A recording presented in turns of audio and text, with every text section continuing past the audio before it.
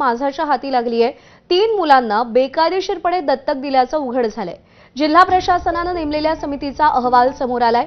मुलांचा हस्तांतर करताना आर्थिक व्यवहार झाल्याचा संशय आहे आणि त्या अनुषंगाने तपास सुरू आहे। मुलांची विक्री झाली की नाही याचा तपास नाशिक ग्रामीण पोलीस सध्या करतात। याच्या बाबतीमध्ये जी मुलं दत्तक दिलेली आहेत ते मुला दत्तक देण्याची पद्धती जी विहित केलेली आहे ज्युव्हेनाइल जस्टिस ॲक्ट 2015 मध्ये त्याची प्रक्रिया व्यवस्थितपणे राबवली गेली नाही।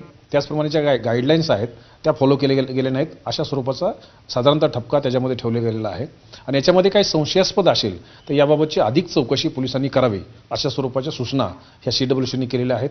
त्या सूचनेप्रमाणे आम्ही DYSP नाशिक ग्रामीण हे याबाबतच्या प्रकरणाचा सविस्तर चौकशी करत आहेत। या चौकशांती जे निष्पन्न होईल त्यानुसार पुढील कारवाई केली जाईल। गोरेगाव पश्चिम परिसरामध्ये भटक्या